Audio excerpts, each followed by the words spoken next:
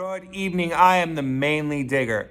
And if you haven't been watching, I just hit 1,000 subscribers, which is awesome. And I want to thank every one of my subscribers for subscribing to my channel. This video is a special video. It's about the origins of my channel, the Mainly Digger, or Mainly Digger's Adventures. It starts off, the other stories, the times I've told them, I've only started off in Pennsylvania, kind of. So, and I've told more condensed versions of this story. This is a long video, just warning you. This starts off when I was a correctional officer in 2013, which sucked. I hated that job so much because it was routine. There was a lot of routine to it. And I would go inside my head and make this fantasy, not really a fantasy, but I'd be thinking in my head of stuff I would rather do. And at that time, I only had one child, Lulu, my eldest. At the time, when I was Lulu's age, that's when my dad would start taking me out hunting and fishing and camping. And I would have adventures in the woods. We would go places and do things. But I couldn't do that as a correctional officer because I was always working, and it sucked so much. To the point where I quit and I went and worked somewhere else. I learned a trade. I started working at Kittery and our Portsmouth Naval Shipyard, and then we moved back and I started working at BIW in their manufacturing facility. And I like that job better. It's just, it was routine again. And once you learned how to do something, or you learned how to do the job, you just sit there and do the same thing over and over and over again. You make an inch tack weld every 3 inches or whatever. It was a fun job and I liked it. My point is, I would start to think again about what I would rather be doing at being in the woods. I didn't want to be a Maine guide. I didn't want to be a fishing guide like my dad. And also, I grew up watching the outdoor shows. Like, they would have adventures. Or my dad wrote for the local, he writes for the Maine Sportsman. And I'd start to think and daydream about, why can't they do stuff about metal detecting or history? Maine is so filled with history, it's unbelievable. And so I asked my wife to get me a metal detector, and she did. And I think she got me the bounty hunter. And I started to go metal detecting. And then I thought, maybe why not? How could I convince somebody to go out and videotape me, going on metal detecting trips, or going up the Androscoggin or Kennebec, doing, history stuff. And that's kind of where the origin came from of the Mainly Digger. And then I went to Pennsylvania, and that's where it really kicked off. Because I had time. I didn't have my kids around, or I didn't have my wife at the time. I was on military orders. So I would work, and then I would go metal detecting. But that's the beginnings. That's the origins. This is one of the very first times I metal detected in Pennsylvania. It was the field right by my house. It was the field I metal detected around Christmas. But this picture, I decided I wanted to make a YouTube channel then and there. I just didn't know how to do it. I didn't know what I was going to do. I didn't even have a channel made yet, but I know I wanted to make videos on YouTube. This is the second time I metal detected in Pennsylvania, 2 or 3 days apart from the first time. Really wanted to make a video. I just didn't know. I didn't know how to do it. So I just started taking pictures and in my head, I started the process of thinking maybe I need to do this and I needed to do that.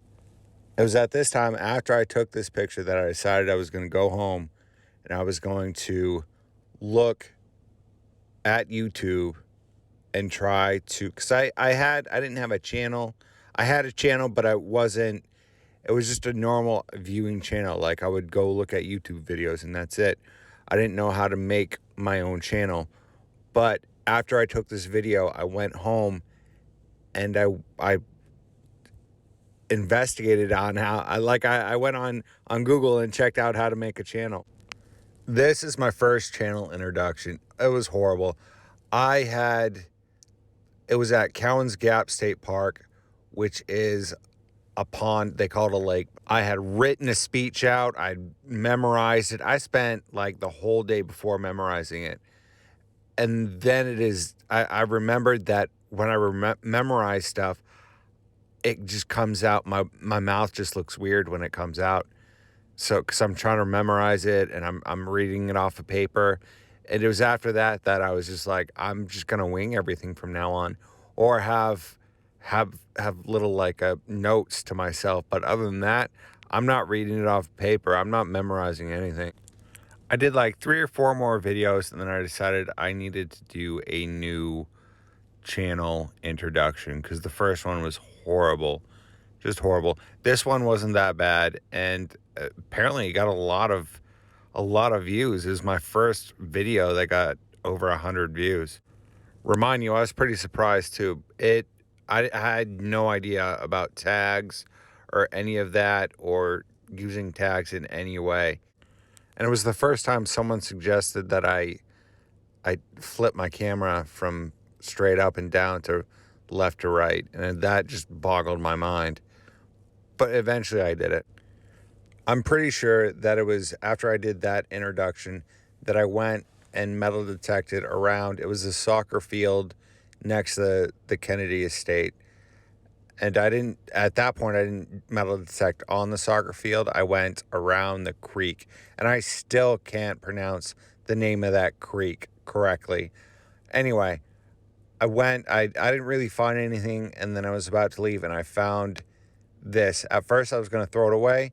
It's a tankard, a cup, either silver or pewter, but I pulled it out of the creek. I was going to throw it away because I thought it was like a cover for a pipe. But then I looked and I saw the design and I was like, that is cool. Turns out it's from the 17 or 1800s. I had to take that video down.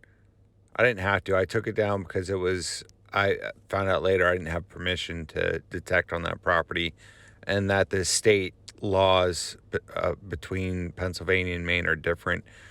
This picture has nothing to do with that at all. It's just a cool picture. So the Amish farmer's field. So I went looking to get permission from some way, somehow, and I'd always seen these farmers. I'd see the fields be farmed, but I never saw the farmers in the field.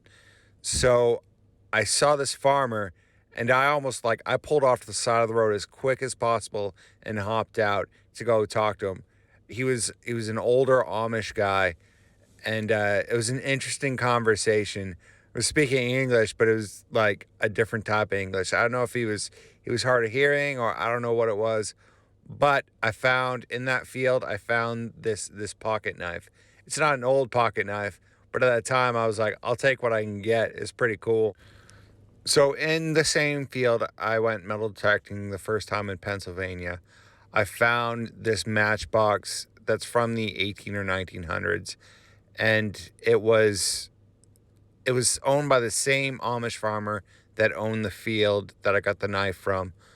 But it was awesome. It was a cool find, and it still had the matches in it from 100 years ago. It was just cool. I enjoyed it. So fast forward a couple of months, I go to a couple of state parks. I detect on a couple of state parks, and just having a good time. I'm on public property, and I see, it's not just a post-it sign or a posted sign. It is a large metal sign stating, "Do not enter this premise. If you want to enter, call this number." So I call the number, and I get in contact with the property owner of the Kennedy estate, or what would become the Kennedy estate. and I, ask if I can have permission to hunt on the property or metal detect on the property, and I talk about how much I like history, and I meet the property owner. The property owner tells me, pretty much the history that it goes of the property, that the property goes back to the 1600s, which I had no idea at all. I just knew there was an old house on the property. It shows me all this paperwork and all the history of the property itself. Gives me some, the historical makeup that is just amazing. Like all the information the property owner had on this property. This is from a rock foundation that I would later connect to, or give me an idea that there was a blacksmith shop or a gristle mill. And it's probably, I didn't really find anything of value, like historical value, except for this, except for the gristle mill, except for the blacksmith shop. I found so many different square nails that, I mean, because that's where square nails were made. And I found it on a map, and I can't find a picture of the map, but it shows a black spot right where the gristle mill or blacksmith shop would be. And that was my coolest find in Pennsylvania. I found so much stuff on that property. You name it, I found it on that property. But I only found a couple of coins here and there. But I was actually the first time I found a transitional penny and a war nickel. But that's like, other than that, nothing really of value. The winter months hit, and the ground wasn't frozen, so I was still hitting the Kennedy estate pretty hard. This, I will always remember. This is the first time I took out my Garrett Ace 150. It's the first Garrett I've ever owned, and I was so excited. I think I bought it, ordered it during Christmas, around Christmas, and it was like, I just remember it being the longest wait. It took the longest time to get to me. I was so excited. This was taken on February 14th, my birthday. I also remember it because I just heard that my best friend passed away. And during the times that it was too cold to get out, or I was too lazy, or I don't know, I had something to do, I'd make videos about Maine because I was so homesick. I missed Maine so much. I missed my family. And the making the Maine videos just helped me, get over that homesickness. I remember this because I didn't have a tripod yet. So I would take duct tape and put it on the back of my phone and stick it up on the in between, because there was a sliding glass door. So I would stick it up on the post in between, or on the glass. That way it was face level. I had both my hands, and the light would come in, and I would have natural lighting. I started to branch out and look into local history in Chambersburg, and I had to go and do a tour of the lodge there, the temple. It's 200 years old. It's one of the oldest ones in and around the area. It was just awesome. There was just so much cool little history in Chambersburg, and it all circled around this temple. The Rose Rent churches, amazing, beautiful churches. This church is either from the 17th or 1800s. An amazing church. This is Benjamin Chamberlain's tomb, and that is the table that they put the roses on for the rose rent, pay the rent. That Benjamin Chamberlain is the forefather of Chambersburg. This is another one of my favorite finds in Pennsylvania, and I still have it. Mill Run. It was used for the mills that were there at one time. So once it was warm enough, decided to go into the water and see if I could find, where they would dam it up for the mill, because there was also a creek there. I didn't find that. I found a whole bunch of other stuff. There's a little island that I went exploring on. It was a good time. And I had just gotten the machete. So yeah, the bird cup, or the christening cup, I found it. I thought it was a Vienna sausage can, because there was a lot of that on the Kennedy estate. So I was going to toss it, but I saw the design on it and I saw that it was engraved, and that's when a bird pooped on my hand. So I got back to Maine and I made another intro video. I had found a property, but I was having trouble getting more permission to detect on, because people view you as a out of stater here. Even though I lived here and I had a house here, I was still considered an out of stater. People don't trust you. So to keep a long story short, I've built a network, or I've started rebuilding a network of people or properties I can go to for metal detecting.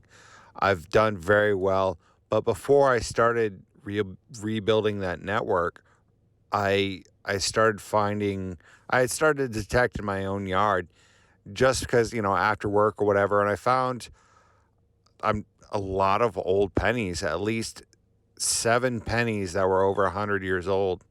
I found a couple of pennies that were 2 or 3 Indian head pennies, that one was from 1900 and the other one was from 1902. And I think I just found two Indian head pennies. And this ring, which I found in my sister-in-law's yard. It's my precious.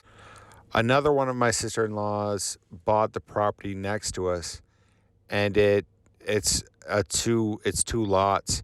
So she gave me permission to detect on her property, and I'm still pulling stuff out. But I found this Standing Liberty quarter, which is awesome. And the journey's still going. I'm still finding things, and hoping my channel will still grow. Stay safe, stay healthy, mainly dig out.